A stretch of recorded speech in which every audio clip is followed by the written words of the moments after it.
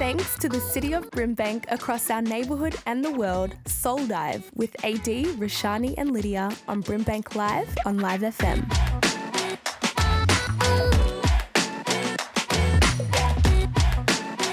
Good morning, everybody. You're listening to Soul Dive with Lydia, Roshani and AD on BRIMBANK Live on Live FM.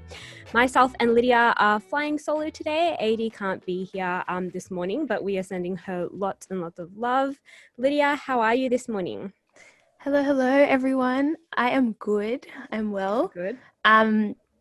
Yeah, I was just telling Roshani off air that I don't think I can drink full cream milk anymore. I think it's official. Oh, we've made it official, guys. Someone's lactose intolerant.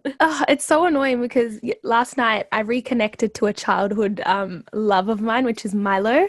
Oh. As usual, put heaps of scoops inside and then I dunked that milk in because Milo's the best with full cream milk. You know what I mean? Yeah, you got to have the full fat. Yep. And I really enjoyed it. Like, don't get that twisted. But this morning I woke up and I'm like, maybe that Milo. Yeah. So it sucks. Oh, that's no good. But I, as a fellow lactose intolerant person, Milo tastes great with soy milk or almond milk or any alternative. So we don't have to miss out on that Milo. Okay. I do like almond milk, so maybe I should try it out. Okay. Yeah, it's weird. We were kind of chatting about how it's so common for people to have an intolerance to milk or lactose nowadays, which is so weird. It's like, what's changed? It's so funny because I actually looked into this and apparently we have a sort of enzyme or something, I might not be saying the right term, in our stomachs that break down the lactose. And as you grow older, you naturally lose those enzymes. So that's why kids can handle a lot of milk because they have it. And so they can break it down. But, That makes a lot of sense. Science lessons with Lydia and Roshani this morning. Wait, don't quote me, guys. Do your research. We don't know. Enzymes, it sounds right, so let's go with it. Yeah. So over the last couple of weeks, we've kind of focused on all things crisis over our crisis series. So we've spoken to people in our community about how they're coping with the pandemic. We've understood how education has also been impacted and how people are impacted intersectionally as well. On today's show, we are wrapping up our In Times of Crisis series. So the show is focused on moving forward, surviving, and also thriving. We have a very special guest, Dr. Michaela Pascoe, who will be giving us some great tips on moving through and forward with lockdown. And we will also be chatting about our favourite bits from the series and what we're going to be doing moving forward in this pandemic. So let's get to it, Lydia, I think. So I sat down with Dr. Michaela Pascoe earlier this week to chat about some tips about coping and surviving lockdown. Let's have a listen. So Dr. Michaela Pascoe is a researcher of stress and mental health, all things super relevant to us during this time. We're lucky to be joined by her today to discuss the changes we're all experiencing and also to give us some valuable tips about making it through to the other side. Michaela, how are you today? I'm good, thank you. Thanks for having me. Thanks for being here. So let's start off with kind of talking about what changes we've all gone through during this time of lockdown and of being in a pandemic. I guess there's many, and no two individuals are probably having the same experience, but of course there's many things that we know are really important for the maintenance of our mental health and the promotion of our well-being that we're not able to engage with at the moment, or we have limited engagement with. So, for example, we're not able to be physically active maybe in the same way that we were before, or we're not able to maintain our social relationships in the way that we were before. Yeah. So I guess there's a whole range of things that are impacting us individually and on a community level as well. So, for example, we've had an introduction of a whole lot of new things and additional stresses, such as learning to work from home or study from home, and maybe juggling having your kids at home, schooling from home, and a whole range of factors. So I guess what we're experiencing at the moment is a great deal of uncertainty. Yeah. And a wide range of stressful events or various factors that can cause us a degree of distress or stress. Yeah, absolutely. I mean, you spoke about, I guess, all of those new things that we're having to go through and experience, working from home, having your children home while working, you also kind of just moving to technology as well, which is a huge one. What are some of the challenges that come with these new ways of doing things? Yeah, well, anything novel can be stressful. And of course, stress serves a purpose, it serves a function, it's an adaptive function to help us survive. But we also know that when we have ongoing or recurrent stressful events, that it can contribute to the onset and the maintenance of mental illness or poor mental health. So people may experience things like increased symptoms of depression or increased symptoms of anxiety, for example. And we know that it's really important to engage in various mental health promotion strategies when and where that we can in order to protect our well-being as much as we can at the moment. Yeah.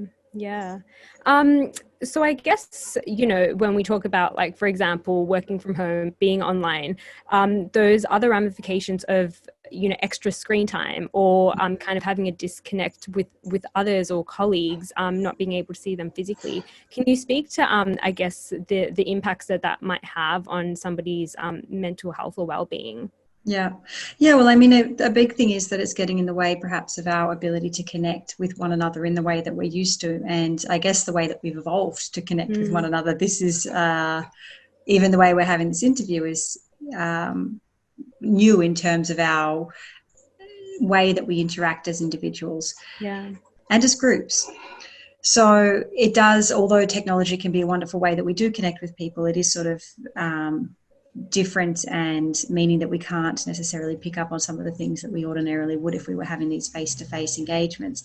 There's also other things, like it can have an increased impact in terms of the cognitive load. So, for example, during this Zoom interview, I've turned off my self view because it's very difficult, for example, not to look at yourself if you're in a meeting with somebody. And this is not something that we would usually do when we actually meet people face to face. We're not looking at mirrors of ourselves. So it is quite disorientating. But also we're trying to pay attention very much to these gestures or body languages or various other things that we usually would be able to receive from individuals if we were having these sort of in-person interactions, which we're not able to receive virtually. So the attention required in order to try and pay attention to those gestures or those sort of non-verbal cues is greater, and that can make us a little bit more tired and can be more taxing for us through our days. Absolutely. And I've heard people talk about Zoom fatigue, and I feel that completely. It's definitely, it takes a lot out of you trying to read those cues, as you were saying, and also having to look at yourself as well. I better try to figure out how to use that, to take the self view off, so I don't have to be looking at myself all the time, because it is quite confronting, but it's also something that we're so not used to, in our daily lives, before the pandemic, for sure. Yeah, absolutely. If you're listening to Soul Dive with Roshani, AD and Lydia on Live FM's BRIMBANK Live. So we've spoken a little bit about the challenges and the new things we've had to get used to. How can we combat these new ways of being? You've spoken about some of those things, those tips that you have in terms of, turning your self view off and kind of taking time for yourself. How else can we kind of combat these new ways of being? Yeah, well, there's various lifestyle promotion strategies that we know are really important for our mental health and well-being, and it can be really beneficial to try and spend some time to engage with these and try to commit to these where we can. The first one I think is a pretty obvious one to many people, which is getting good sleep. And this can be really difficult at the moment because we're not having the same sort of routines that we were having before. It can be a little bit easier to just have our sleep routines fall apart. But maintaining proper sleep and getting enough sleep at night is really important for our mental health and our well-being. Yeah. So trying to keep a routine, even perhaps if you don't have the need to have that routine, can be really helpful. Another thing to think about can be nutrition. So I know from time to time, I'm certainly feeling the temptation to comfort eat my way through lockdown. And it can feel really good at the time. But of course, we also know that having a well-balanced diet that's really rich in vegetables and nutrients is really important for our well-being. We know that certain factors are also important for our mental health, things like B vitamins, vitamin D. So of course, getting out and walking in the sunshine can be really helpful. But a lot of these things we get from our foods. Yeah. So trying when we can to avoid things like processed foods or foods that are high in saturated fats, refined carbohydrates that have been linked to poorer mental health in previous research can be really important. So thinking about having your diet contain lots of colours and being really varied, and as much as possible trying to maintain a sort of healthy eating pattern or habit can be really beneficial for our mental health and our well-being. Yeah, absolutely. And I know that, because most of us are working from home, that kind of boundary and ability to switch off has been quite difficult for people. How would you say, what would you say in giving tips to people in relation to boundary setting during this time? Yeah, and that is a very difficult one. And there are some things we can do behaviourally to help us enter and exit the work zone. So one thing might be to consider getting dressed for work. So putting on your work clothes and at the end of the day, taking off those work clothes, perhaps commuting to work. So maybe that might mean having a walk at the end of your work day and breaking that up. And that being the point at which you say, right, my work day is over.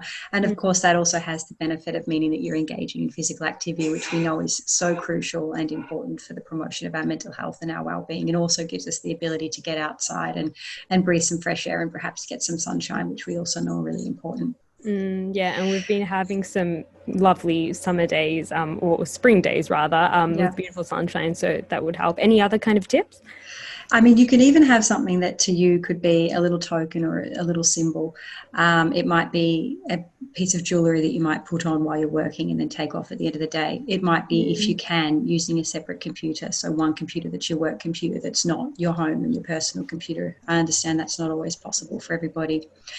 Having a particular space that's dedicated to work and that being your work environment. So if you can avoid bringing that into, say, your living space, your kitchen or your dining room. I know a lot of people are sitting at their dining room table and that's unavoidable, but if you can have another space, by all means avoid working in your bedroom. A bedroom is not for working.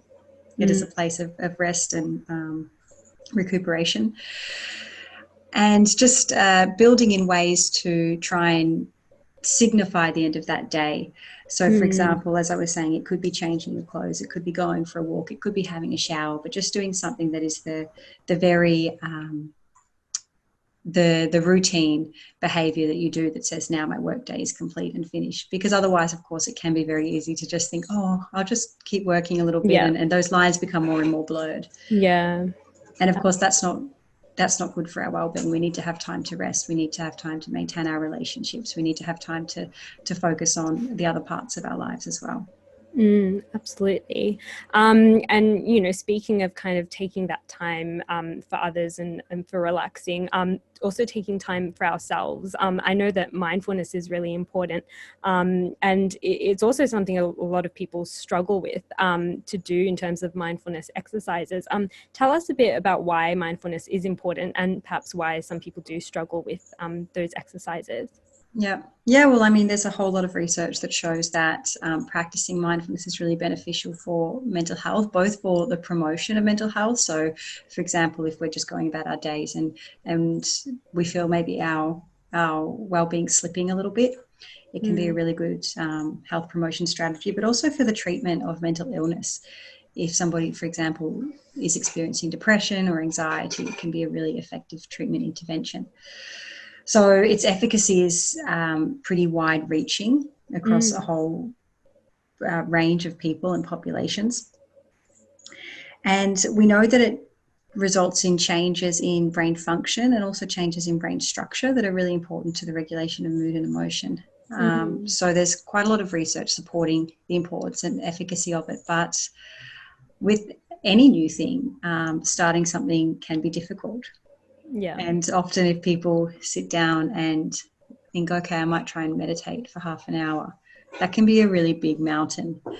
So we know that it's really important to start small. One of the biggest things that determines whether somebody will actually engage with something new is this sense of self-efficacy, which essentially means their belief about whether they're able to successfully do something or not. And if we set ourselves really big goals, then it can be really hard to feel like we can achieve those. So it's really important to set ourselves small, achievable goals and to build up from those.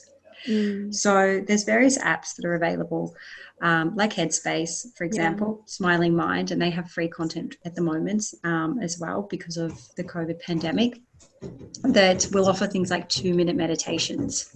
And so while somebody may feel that they are not able to sit down and by themselves without any support or guidance try and meditate, they might be able to get an app on their phone and follow a guided meditation for 2 minutes that maybe just focuses on taking them through some breathing exercises.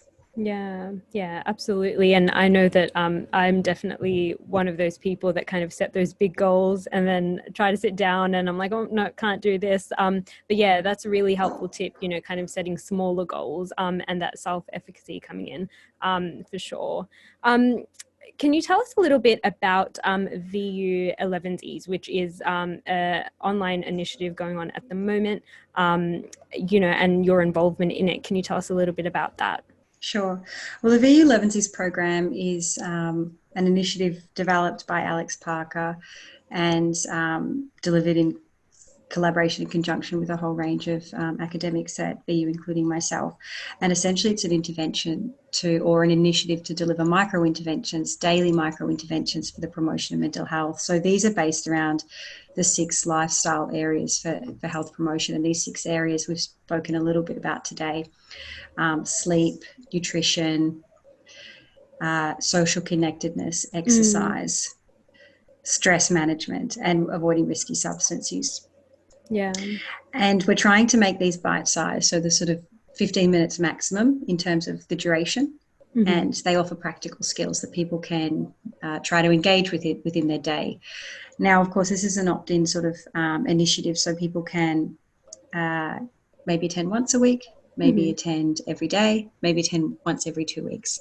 It's also something that more recently has been rolled out into the community. So there is a YouTube channel, and on that YouTube channel is a whole range of videos that cover things like engagement with or alcohol consumption and engagement with substances, or managing meetings and time management, or ways to stay connected. There's lots of things like guided meditations there, for example, to help people manage their stress and just sort of promote their well-being. Yeah.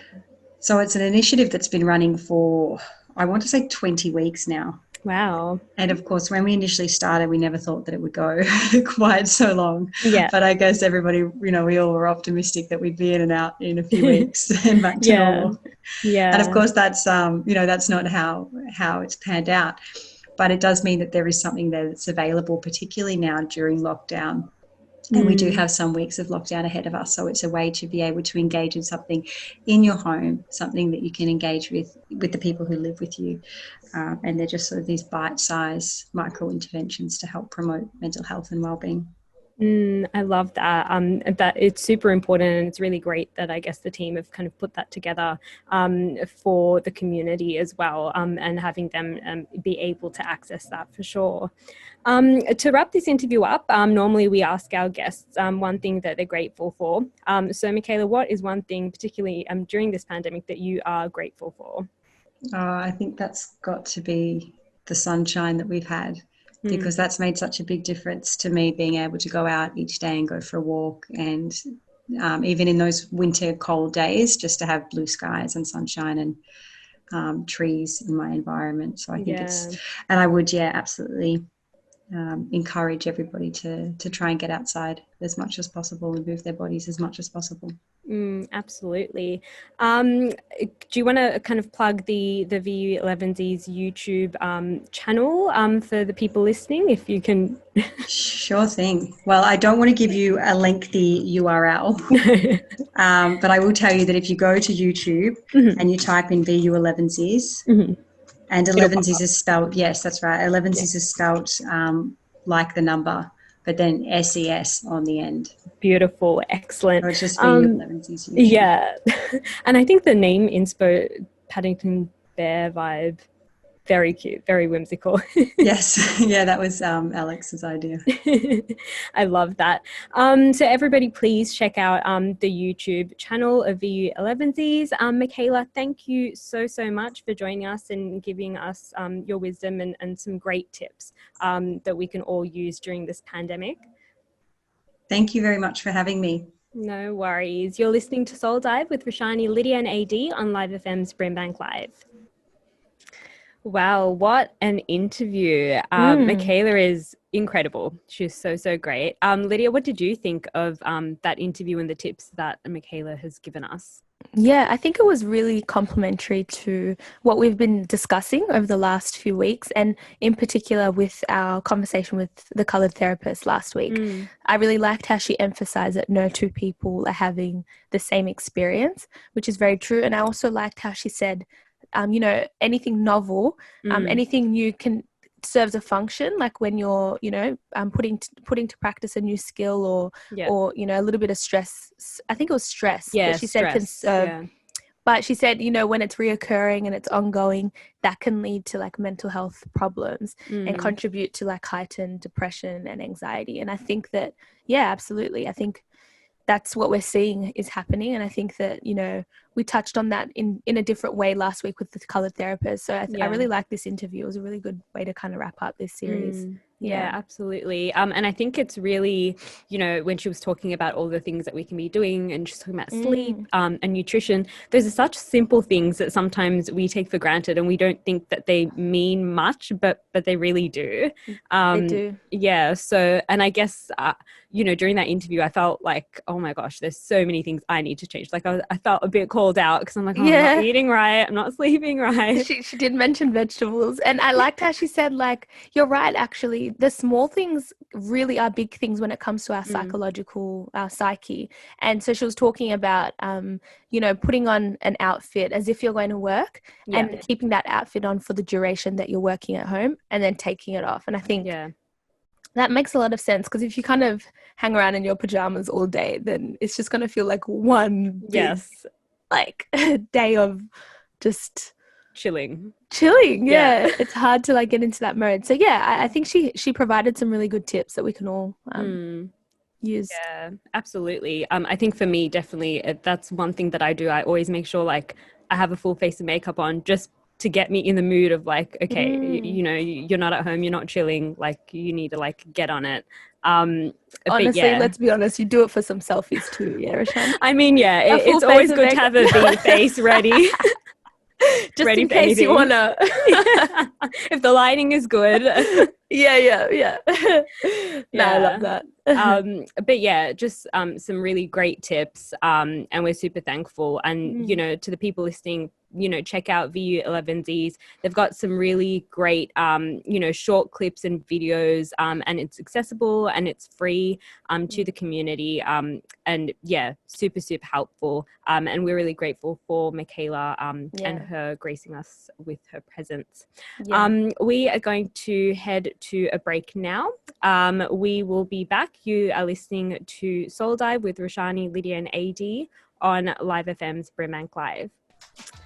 You're back with Soul Dive with Roshani, Lydia and AD, but it's just myself and Lydia today on Live FM's BRIMBANK Live.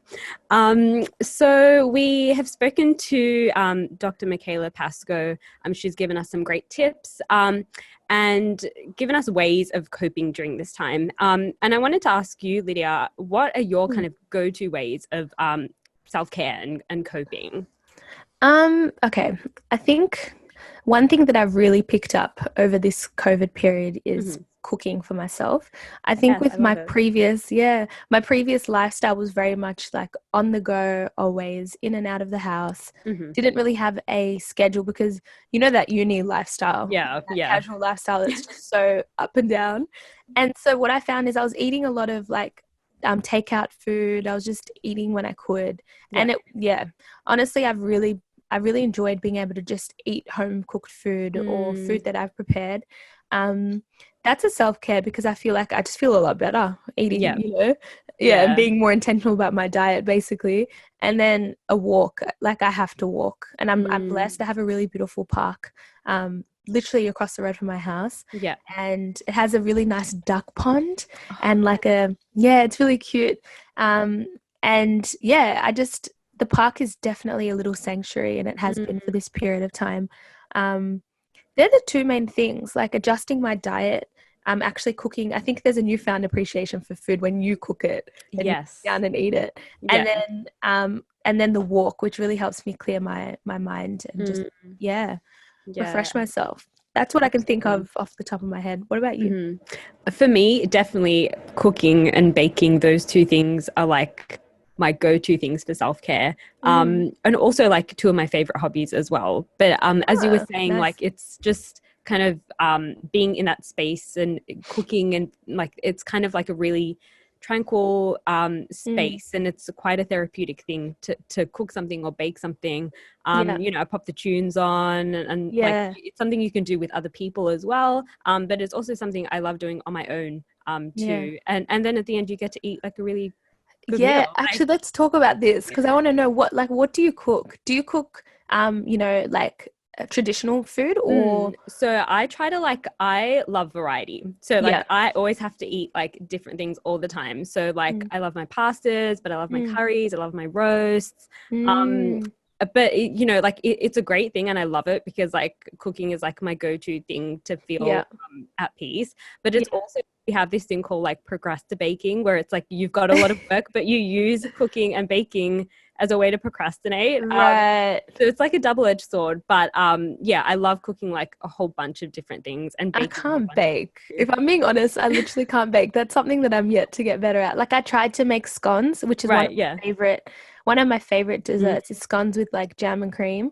Yes. But I failed. I actually failed. How can you how do you fail? I feel like making scones? Yeah. I feel like with baking, it's like you can have a recipe, but sometimes it's like the technique of like getting it right. Yeah. And like I used to be like a terrible baker, but I feel like over time when you just like practice recipes and cakes and stuff, they can be so like difficult at times. Right? But keep at it. I feel like yeah, I'm going to improve the baking side of things. But you'll get those scones right. Yeah, I love scones so much. What about other self-care habits? Like I was going to say like even because we aren't really connected to our friends, for me like self-care is also just like getting onto FaceTime and having a chat to my friends.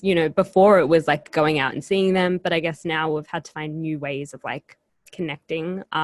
What about you? Like how have you connected with friends during this time? Was a really important self-care one that I should have known, because I'm a really social being, so I really need that interaction, even though it's online for the moment. But yeah, definitely FaceTime calls. I'm not so much of a messenger. Like I'm not huge on texting. I like to just be on the phone or on FaceTime.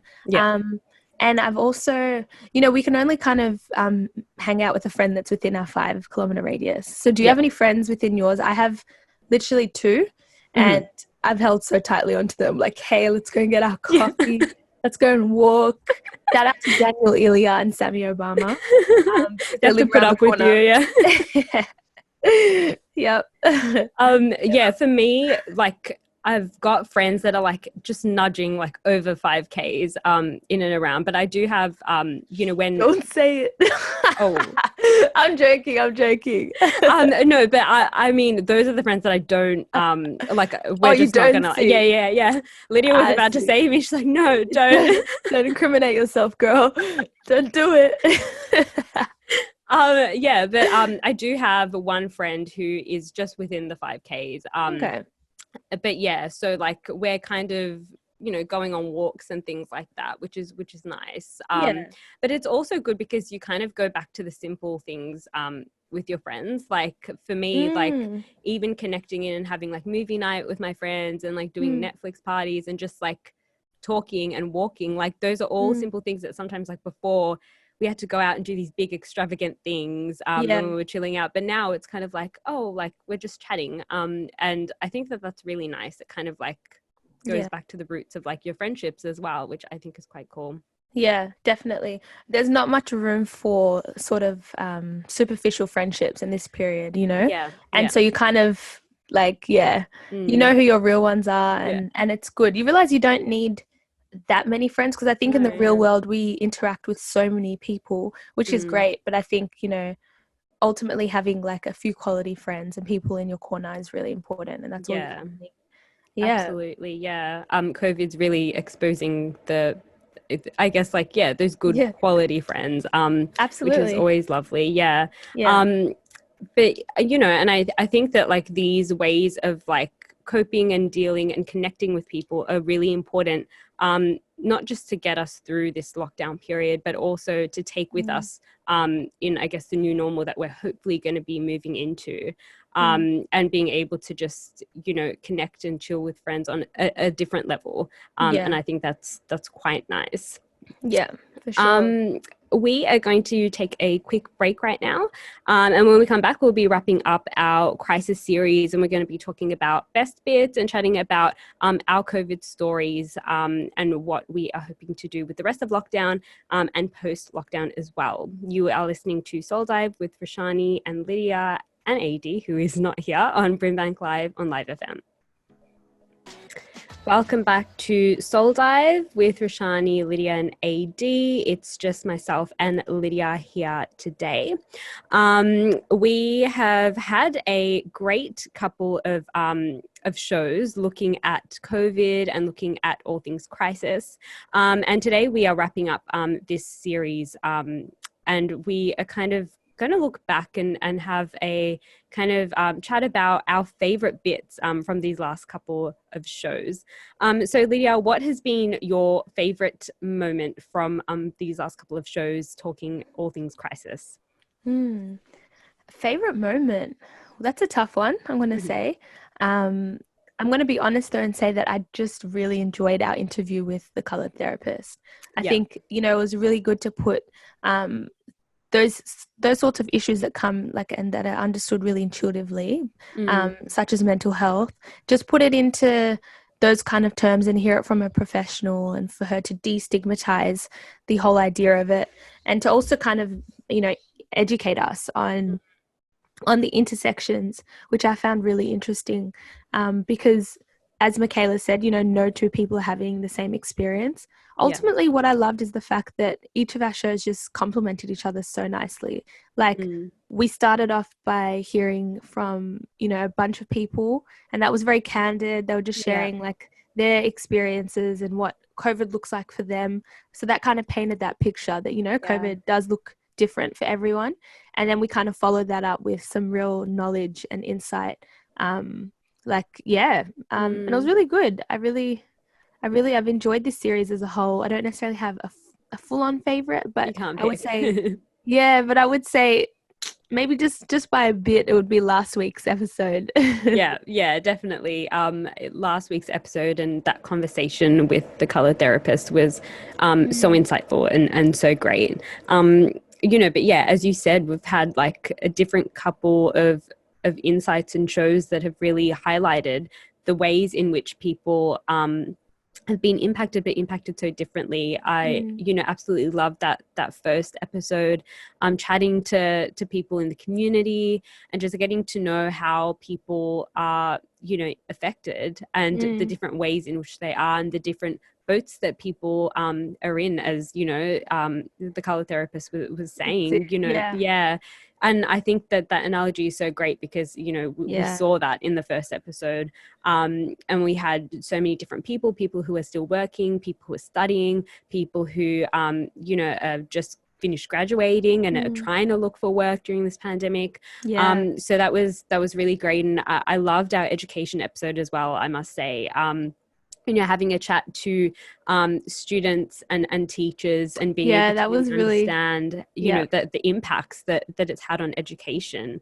yeah, actually, when you say that, it reminds me of how funny Sasha and Sonia's interview Oh, was. yes. Oh, They are the so good. funniest, coolest mothers out there, I swear.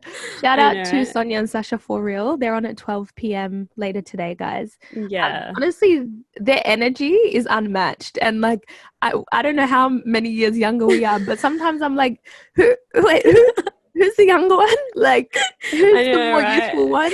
They're amazing. Yeah. We love them. They have got so much energy. They're so funny. We really have to get them back on the show. That'd be good. Yeah. They say Yeah. they're going crazy with homeschooling, but I know you guys love it. I know you love it. You low-key love it. You love it.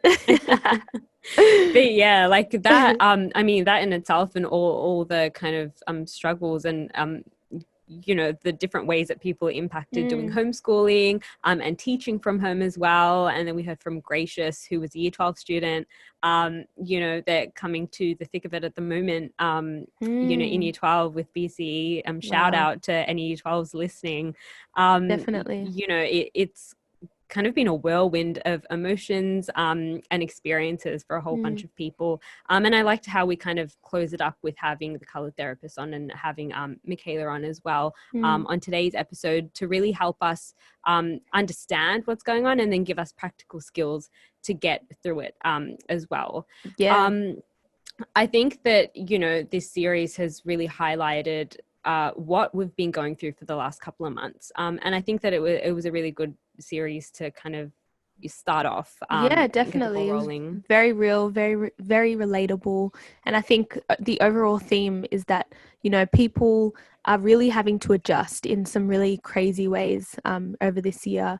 And when I think about that year 12 student, like props to her, because I remember how stressed I was just being a year 12 student without the stress of coronavirus. So shout out to all the year 12 students who are enduring this period. It isn't the end of the world. I think you like it's very much framed in that way. Not necessarily intentionally, but I think it would be good to just let them know that there is light at the end of the tunnel. And there are alternative pathways to whatever you want to do. And I think a lot of people understood that truly. Whilst in year 12, it would have relieved some of the stress. I know for me, at least. Yeah. I think that year 12 is like, I always look back at year 12 and I'm like, that was actually the hardest year of my life. Like I've gone through honors years, I've gone through I'm doing my PhD right now, but I'm like, nothing was harder than that year of doing year 12. So yeah, I can only imagine how they must be feeling with the pandemic and the pressures on top of this and doing online schooling and then going back to physical school and then having to go back to online learning. Like, oh my goodness. But why do you think it was, real quick, why do you think it was the hardest? Because obviously you're doing a PhD now. Yeah. And you've said that quite confidently, year 12 was by far the hardest. So what is it about year 12? Because I think that for me, and a lot of people are like, well, you're doing your doctorate right now, so that must be harder. And I think that your doctorate's over a couple of years, it's more of a marathon, whereas year 12 is a sprint. You've got so many things to do in 1 year. You've got so many subjects to focus on, all these assessments, all these SACs. It's just all piled into this 1 year. And it's also the pressure of people saying this is your final year of school and you're going to get this score at the end of it and it's kind of do or die. And I think it's all of that just compiled into one thing. And it's also a turning point for you as a person because you're now going into this world and you're deciding what you want to do with your life. I feel all of that pressure, wow, I that's think so true. Really me. well said. Yeah, I think I really relate to that. Because by the time you get to your doctorate, you've exercised that sort of muscle of studying. You figured out your sort of study patterns. But I think you have to learn a lot and figure out a lot in year 11 going into year 12 and then exercise that in year 12. So, wow. True that. Yeah. And for the year 12 students that are listening, I know that because of the pandemic, there are a lot of programs out there for unis next year that are really helping bridge that gap and helping to get year 12 students into university next year with programs that that are linked to schools, and making sure that, you know, Year 12 students are not too stressed with their exams. And there are also programs where you can like get a place at uni before doing your exams as well. So I think that there are heaps of options out there, and I definitely would encourage Year 12 students or anyone who's interested in going into uni, especially next year after this pandemic. I think it's weird because I'm acting like it's going to be over next year, but I'm like, you know, it hopefully will be out and about a little more than now, and you'll be able to, you know, get into a course that you really love, or that you're interested in. Definitely. Yeah, so what we're going to do, we're going to head to a quick break, and then we're going to come back and chat about our COVID stories and talk about what we are looking forward to. You're listening to Soul Dive with Lydia, Roshani and AD on Live FM's BRIMBANK Live. Welcome back to Soul Dive with Roshani, AD and Lydia. It's just myself and Lydia this morning. And we are kind of ready to wrap up our COVID in Times of Crisis series. To wrap us up though, I want to kind of gain in like an insight into, you know, what our COVID stories have been. So Lydia, what kind of things have you done during this time that you're super proud of, and maybe some goals that you have kind of looking forward during lockdown and hopefully post lockdown?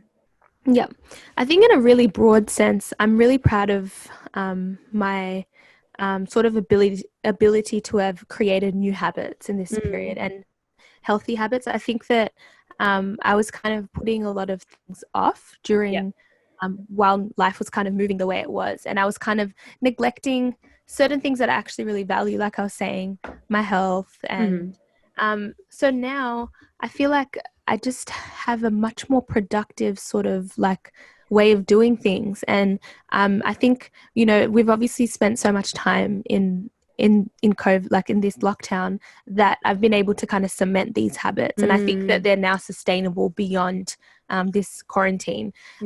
So I'm really happy about that. I also think naturally just the very fact that we, you know, function in this sort of space, which is very much concerned around social justice issues and whatnot. There's been a lot happening, you know, there's been a lot to comment on. There's been a lot to participate in terms of programs and conversations. And so I felt very, very stimulated in this period. And I recognize that that's not the same case for a lot of people, just based off what they were doing. You know, in particular, people in the entertainment industry. Like, I know my older sister, she's an artist, she's a singer, and she can't get into a studio. So that's really frustrating for her. Whereas for me, it's all about working from wherever I am, just kind of, you know, reading, speaking, and just using my mind. So I haven't felt limited, which is really cool. And if anything, I think I've become a lot busier in this regard. I mean, uni was always there, but with these sorts of conversations and all of this media stuff, it's really picked up over this period. So I feel really good. I feel like I said, really stimulated in this period. And as for goals moving forward, my focus is to really continue to develop myself in this space and to kind of learn as much as I can. There's so much there's so much to learn when it comes to content creating, and there'll always be, because you know, things are always changing. It's always changing. Exactly. So I think stimulation is a big word, and that's been a theme over the last 4 or 5 months, and I'm grateful because I'm really grateful. And I think, like I said, the habits that I've kind of adopted, I'm going to continue to implement beyond this period. So I'm happy. I'm definitely happy and That's feeling good. blessed. And let's add like perfecting scones to that list of goals. That should be a goal of mine. Yep. We'll get you your scones. I think for me, you know, in terms of the things that I've done during this time, and as you said, like I totally relate to that, the fact that I feel like I've worked a lot more in this, you know, during this year than I think I have, you know, before, like the projects that have come up and the opportunities, especially, you know, online and doing all these cool creative things. so I'm proud of like the work that I've done, the opportunities that I've been fortunate enough to have, and jump on those as well.